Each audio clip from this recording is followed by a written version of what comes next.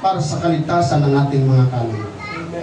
Kasi kahit 100,000 taon tayong magpuri sa Panginoon, pero pag hindi natin nasunod yung specific na utos ng Diyos para tayo maligtas, sayang po. Kaya kay Brother Edgar na nag-decide na magpabautismo, salamat sa ating pong Panginoon. Dahil desisyon niyo po yan na tanggapin ng lubos ang ating pong Panginoon. Sabi ko, pag may gustong sumabay mga kapatid, sabihin niyo lamang po. At sa hindi pa po nabaptize ay kung mayroon po dito mga patiran, lalo na mga baguhan, na gusto po ninyo magkaroon ng Bible study sa inyong mga bahay, sabihin niyo lang po sa amin. Amen? Amen. Dahil ang kaligtasan ng ating mga kaluluwa ay hindi nagtatapos sa preaching, hindi nagtatapos sa araw ng linggo, kundi sa pag-aaral at pagsunod sa salita ng ating pong Panginoon. Ano ang buhay ng isang Kristiyano kung wala kang, kung wala ako, kung wala tayong banal na Espiritu? Hallelujah! Amen? Ano magiging pamumuhay natin? Ano ang tawag sa atin na isang Kristiyano? Sa mga baguhan, mga kapatid, nauunawaan po namin na hindi pa natin marahil maaabot ng ating pag-iisip ang pag-aaral sa umagang ito, pero ako po'y naniniwala, hindi tayo bibiguin ng ating pong Panginoon. Basta ang ating mga puso, ang ating isipan, ay bukas lamang sa pagkilos ng presensya ng ating pong Panginoon. Ang maraming Diyos na dakila, kami po'y lumalapit sa iyo ngayon, nagpapakumbaba at humihingi ng tawad sa lahat ng aming pong mga pagkakasala. Linisin niyo po kami sa lahat ng aming nagawa na hindi kalugod-lugod sa iyo. Kami po'y nandirito ngayon, nagpapasalamat sa panibagong araw na pinagkaloob niyo po sa bawat isa sa amin na muling makinig at mag-aral ng iyong mga salita. Buksan niyo po ang aming mga puso, Panginoon.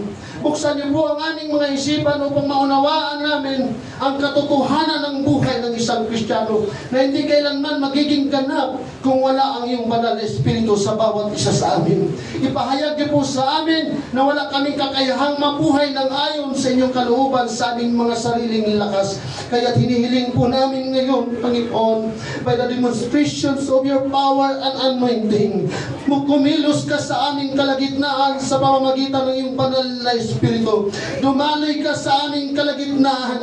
Huwag lamang mamasyal, Panginoon, kundi ang aming mga puso ay malaya mong panahanan, Panginoon, para makapamuhay kami ayon sa iyong kalooban. Bigyan mo po kami ng kaliwanagan, pagtutuwid, kapayapaan habang kami nakikinig ng iyong mga salita. Gamitin niyo lamang po akong tagapagsalita, Panginoon. Ang aking makalupang labi ay punasan mo ng iyong kapangyarihan. Hindi ako ang makita, kundi ikaw, Panginoon. Ang kabutihan mo, ang kapangyarihan mo, ang himala mo, O Diyos. Bigyan mo kami ng kalakasan, pisikal at spiritual, na hindi kami nagmamadaling umuwi, bagkus magmamadaling kami sa pagkilos ng iyong Espiritu. Gusto namin maribay, Panginoon. Puspusin mo kami kagaya ng iba. Sa mga wala pa nito, Panginoon, dalangin namin na nawa sila din po ay makatanggap at bigyan mo ng iyong banal na Espiritu para kami ay matawag na tunay na Kristiyano. In Jesus' name we pray. Amen. Kumamay ka ng tatlo at sabihin mo sa Kanya, sigurado ka bang mayroon kang banal na Espiritu ng Diyos?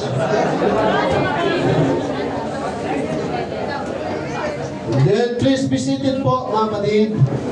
Salamat sa atin pong Panginoon. Hallelujah. To go to heaven, a person must receive Jesus Christ as Lord and Savior. Kung tayo ay nangangarap na makarating ng langit, kung tayo po ay nangangarap na makasama natin ang Diyos sa kaharian ng langit, kailangan po nating tanggapin ang ating pong Panginoong Jesucristo na siyang ating Diyos at siyang ating tagapagligtas. And in doing so, we are given the gift of the Holy Spirit according to Acts chapter 2 verse 38. And rejecting the Holy Spirit is not just rejecting power or guidance, it is rejecting the presence of God that qualifies us for eternal life. Pag nireject natin ang bautismo sa tubig, pag nireject natin ang bautismo sa Espiritu Santo, pag ayaw po natin tanggapin ang Espiritu Santo na regalo ng Diyos, mga kapatid, amen, lahat ng pag-uutos niya, pag nireject natin, para na rin natin nireject ang Diyos ng harap-harapan sa atin pong mga buhay. Kaya sabi ng Acts chapter 2 verse 38, then Peter said unto them, repent and be baptized. Kaya itatapik yan sa Sunday School next Sunday. Every one of you, in the name of Jesus Christ, for the remissions of our sin, and she shall receive, he shall receive. Tama?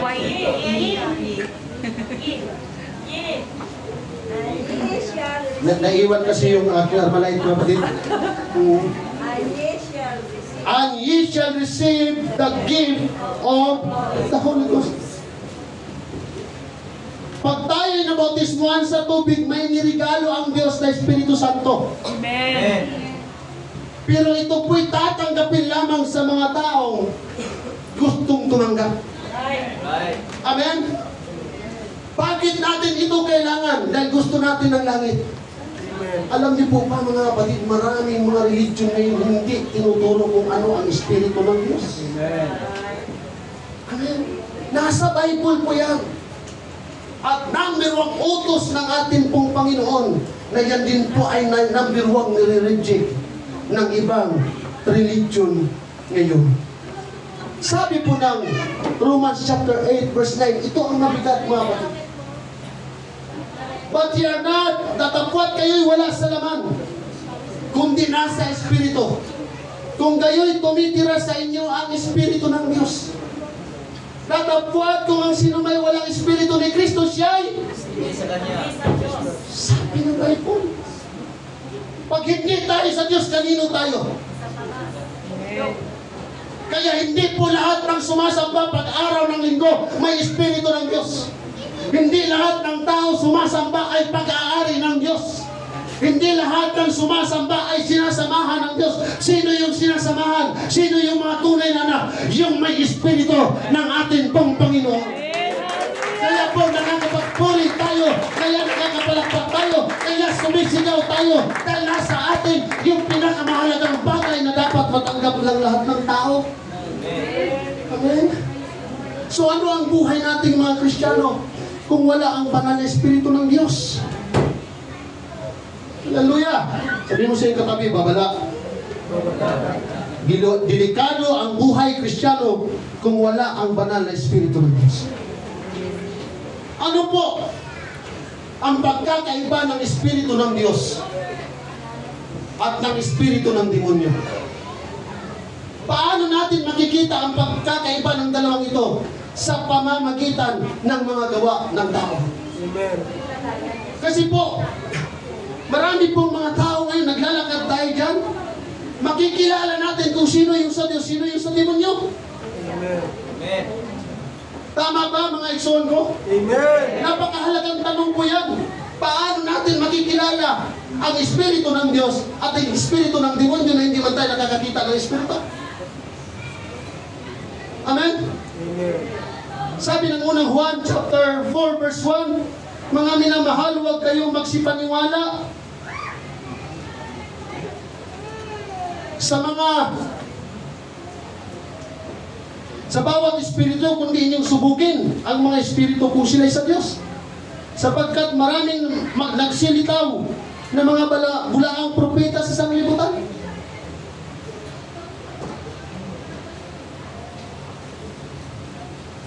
Hello? Amen.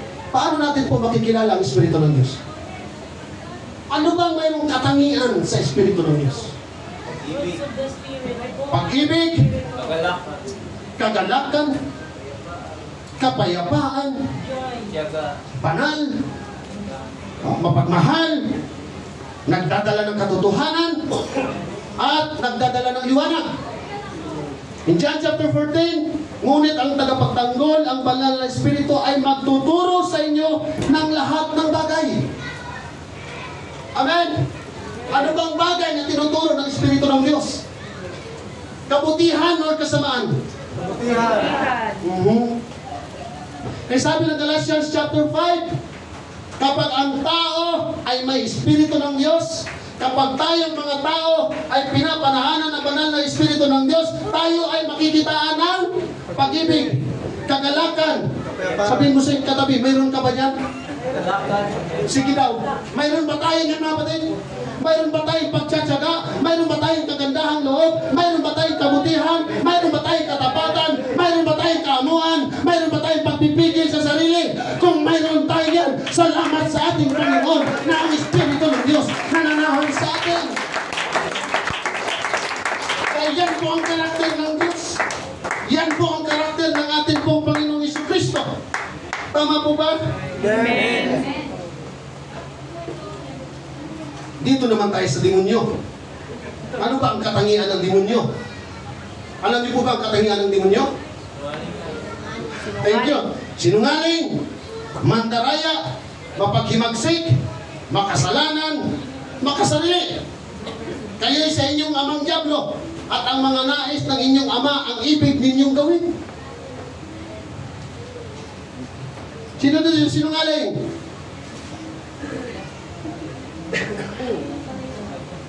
Sino ito may paghimagsik, makasalanan, makasarili, mamamatay tao, mula pa nung simula, at hindi naninindigan sa katotohanan. Alam niyo po, sa sinulat ni Apostol Pablo sa Corinto, nag-warning siya eh. Mag-ingat kayo. At huwag tayong magtaka bakit ganito ang nangyayari sa sanglibutan ito. Maging sa loob ng simbahan. Dahil si Satanas man ay nagpapanggap na anghel ng liwanag. Amen.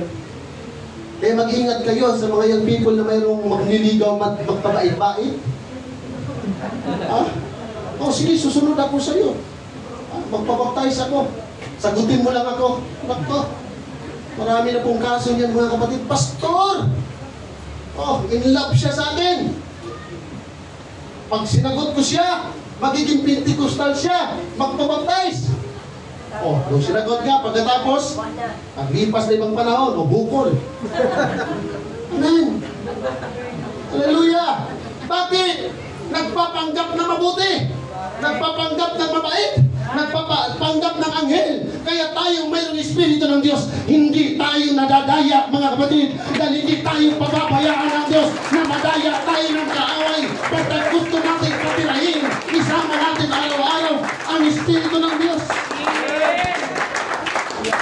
Ano bang gawa ng Espiritu ng demonyo?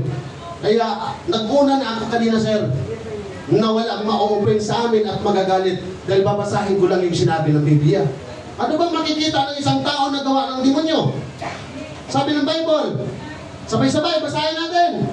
Ang mga gawa ng naman ay pakikipin, karamihan, kalibugan, pagsamba sa Diyos-Diyosan, pagpapula, alitan, pagtatalo, paninibugo, pagkagalit, kasakiman, pagkakampi-kampi, pagkakampi, pagkainit, paglalasing at kalayawan, at nagmamatigas sa katotohanan ayon sa salita ng Diyos. Sino mayroon yan? Sino mayroon yan, mga kapatid? Kaya maraming mga taong lumuluhod, maraming mga taong nagpipinitensya, maraming mga taong nagpapako, maraming mga taong hindi kumakain. Amen. Pero ganyan ang ginagawa. Hindi pala Espiritu ng Diyos yun, sir. Espiritu pala yun ng kaaway. At salamat na mula tayo dati doon. Doon tayo nagkagaling, mga kapatid. Pero binago na tayo ng Diyos. Iba yung Espiritu na namumuna sa atin. Pag ang Espiritu ang Diyos nandito sa atin, wala na dapat tayo yan. Amen! Hallelujah! Amen.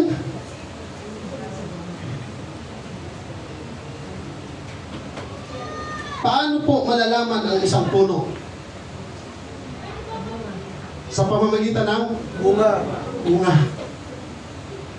Kaya malalaman, makikita natin, mga kapatid, tayo mismo sa ating mga sarili ang magsusuri.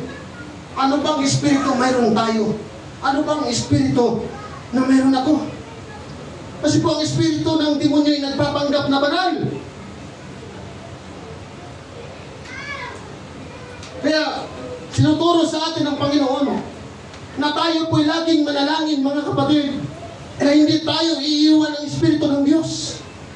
At siyasatin natin ang ating mga nakakasama. Ito sa mga young people na mga lalaki. Pag mayroong magyayaya sa inyo mag-inom, magbisyo, lagi nating sinasabi, lumayo kayo sa kanila. Dahil hindi espiritu ng demonyo ang nagyayaya sa inyo. Espiritu ng kaawa, hindi espiritu ng Diyos ang nagyayaya. Kurikin niyo lang ako, mga kapatid, ha? Kasi minsan medyo mali-mali. Kaya ang mga Bisaya, may usahay masayog man. Pag mayroon ang magyaya sa inyo na gumawa ng masama, umiwas na kayo, i-rebuke mo na yan in Jesus' name. Mas mabuti pa, sumama ka sa akin, sumamba. Mas mabuti pa, magbasa tayo ng Biblia. Mas magandang manalangin tayo, mga kapatid. Amen. We can do nothing without the Spirit of God. Hindi natin kayang gumawa ng mabuti pag walang Espiritu ng Diyos sa buhay natin. Hindi natin kayang sumamba, mga kapatid. Hindi tayo tatagal sa paglilingkod sa Panginoon. Mababago tayo pag wala tayong Espiritu ng Diyos. Right. Hallelujah. Hallelujah. Walang kwenta kahit gaano kaganda ang isang barko pag walang kapitan dyan. Walang kwenta ang isang eroplano kung walang piloto dyan. Walang kwenta kung walang ilise. Right. Amen? Walang kwenta ang isang Kristiyano na walang Espiritu ng Diyos. Amen. Wala tayong tamang direksyon, mga kapatid. Amen? Kasi walang nakagayad sa atin. Pero pag mayroon tayong Espiritu ng Diyos, kahit pa ganyan-ganyan, kahit paliko-liko, mga kapatid, magbibigat, mahirap ang atin pong pinagdadaanan. As long na mayroon tayong Espiritu ng Diyos, maniwala ka, makakarating tayo, mga kapatid, doon sa lugar na gustong iparating sa atin ng ating pong Panginoon. Kasi po, marami ng mga Kristiyano na gustong mamuhay na ayaw ng Espiritu ng Diyos. Iba yung gusto mo ng puspos ka ng Espiritu ng Diyos, iba lang yung Kristiyano ka na ayaw ng Espiritu ng Diyos. Kaya ang simbahan, mga kapatid, kargahan. Ang charger, kargahan ng cellphone. Ang simbahan ay kargahan. Nagsama-sama tayo dito. Bakit? Kailangan natin i-recharge. Bakit? Baka nanghihina na tayo spiritually. Kaya kailangan natin magpapuspos sa Espiritu ng Diyos. Kaya pagdating ng linggo, mga kapatid, ang charger, hindi kagana yan pag hindi sinasaksak sa kuryente. Kaya pag tayo nagpupuri, ibuka natin ang ating mga labi. Panginoon, kailangan kita. Yung Espiritu mo, kailangan ko, Panginoon Diyos. Nanghihina ako, Panginoon. Nalulungkot ako, Panginoon. May problema ako, Panginoon. Kaya magpalicharge tayo, mga kapatid. Kaya sikapin natin na sa paglabas natin sa pananagdaan ito, wala na tayong dinadalang mabigat na problema. Malakas na ulit tayo. Alam niyo po ba yung Kristiyano laging puspos ng Espiritu ng Diyos? Amen? Kahit walang nagtuturo, kahit walang umaawit, nagpupuri sa atin pong Panginoon. Very responsive yan, mga kapatid. Amen. Amen. Sabi ng Ephesians chapter 5 verse 18, huwag kayong magsipaglasing ng alak na kinatarunan ng kaguluhan, kundi mga puspos ng Espiritu. Ang daming buhay na sira ng alak, mga kapatid. Umpisa lang yan sa paisa-isang shot lang. Ang mga lasinggero, saan ba nagsimula? Di ba sa isang shot lang? Sa patikim-tikim. Mula sa patikim-tikim. Mula sa patikim-tikim. Sa sunod, pinilit ko ng gustuhin. Bisyo'y nagsimula ang lumalim.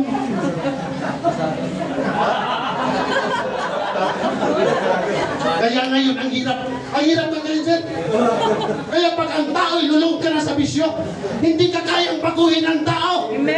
Pero kapag ang Espiritu ng Diyos, mga kapatid, kahit kaano tayo kalulong sa bisyo, kaya tayong baguhin ng ating pong Panginoon. Ang dami ditong masasama. Ang dami natin ditong masasama, mga kapatid. Pero tingnan na natin ang ating ginagawa. Hindi na tayo katulad ng dati. Ayaw na natin sa alak. Gusto na natin ang Espiritu ng Diyos. Kasi pag mayroon Diyos mga kapatid, umiiwas tayo sa gawang masama. Amen. Kaya pag sinasabing magpakapuspos sa Espiritu Santo, yung magpakalasing sa Espiritu Santo, hindi ibig sabihin nyo na magwawail ka. O pastor, lasing na ako sa Espiritu Santo. O tabi kayo dyan. Pag ikaw ay laging lasing sa alak, mahilig ka sa alak, barkada mo mahilig sa alak, isang araw magugustuhan mo yung asawa niya. At ang gagawin mo, lalasingin mo siya. Kasi pag nalasing niya, kaya nga di ba sabi ng Bible, ang kalasingan sa alak ay nagsimula ng kaguluhan? Diba? Ang daming nasira yan eh. Oh, sino yung salita? Grato yun, diba? Kasi pag ang babae, pag nakainom, wala nililigawan. Oh. At ang lalaki, pag nakainom, ang grabe, lakas na globe yan. Oh, lalo na pag medyo nakagislitros na, Brother Gilbert. Lalo na pag katulad mo, singkat ang matapat. Ay, kaganyan na. Ay, ikaw naman. Totoo yan. Totoo yan. Paglasing ka mga kapatid, ang tapang mo galing sa alak. Maghahanap ka ng away. Diba? Hindi lang basta ko yung iba nga, nagpapatayan. Pero pag sinasabi ng Bible, yung malasing ka sa Espiritu, hindi ka nagwawild. Ano ba ang ginagawa ng isang lasing? Ang isang lasing ay nawawala sa katinuan. Tama ba? O yung nawawala sa hiya? Oh. Pero sabi ni Mama ba ito? Hindi siguro si Mama. May nagsabi kay Mama, hindi ka ng anak mong si Junari, walang hiya. Kasi lasing ka na eh. Wala ka na sa dating ginagawa. Pero pag napuspos ka ng Espiritu Santo, hindi ka na rin maiiyak papuri sa Panginoon. Amen! Dahil tatanggalin ng Diyos yung hiya natin mga kapatid. Tatanggalin ng Diyos yung ating katamaran. Dahil pag puspos ka ng Espiritu ng Diyos, hindi away ang hanap mo, hindi problema ang hanap mo. Ang hanap natin, ang presensya ng ating Panginoon. Praise God. Patumato sa langit. Amen. Dahil ang salita ng Diyos, ang kausap po natin. Sabi ng Joshua chapter 1 verse 9, hindi ba kita inutusan? Si Joshua po ang kausap ng Panginoon. Ikaw ay magpakalakas at magpakatapang na mabuti, huwag kang matakot ni manglupaypay, sapagkat ang Panginoon mong Diyos ay sumasa iyo saan ka man papunta. Amen. Pag mayroon tayong Espiritu ng Diyos, kahit wala ka sa simbahan, kahit saan tayo makakarating, sinasamahan tayo ng ating pong Panginoon. Ay kung ang simbahan walang Espiritu ng Diyos, sinong kasama? Sinong kasama mga kapatid? Nasubukan niyo bang maghanap ng isang bagay na maganda, pero nakapikit ang iyong mata? Kahit anong ganda ang hanapin, sir, pag nakapikit ang ating mata, Brother Ram, hindi tayo makakakita. Kahit anong gusto natin pakinig sa isang kanta, pero kung bingi ang ating mga tainga, ay wala tayong naririnig na kanta. Subukan niyo po huminga na walang baga. Mayroon ba dito? Mayroon ba dito nakakahinga? Mayroon ba dito nakakahinga na walang baga? Hindi. Mamamatay ka. Ganun din tayo mga Kristiyano. Pag wala tayong Espiritu ng Diyos, mamamatay ang ating pananampalataya. Mananatay ang ating paglilingkod mga kapatid. Mawawala tayo. Amen. Kaya huwag natin hayaan na yung demonyo pilit ang maagaw sa Espiritu ng Diyos. Huwag natin siyang payagan mga kapatid. Amen. Amen. Hallelujah. Kasi ang hirap yan eh, naglilingkod tayo, hindi pala tayo pagmamayari ng ating Panginoon Jesucristo. Salamat, Brother Carl. Intindi, Brother Carl. Napausukan ka pala.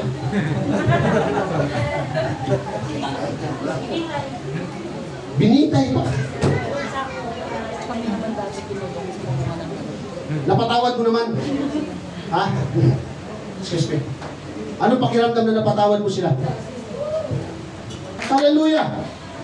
So, ang Espiritu ng Diyos ay isang matibay na identity para po sa ating lahat. Ma'am, paano kayo makakwalified or anong katibayan na masabi na kayo ay teacher? License. Thank you, ma'am.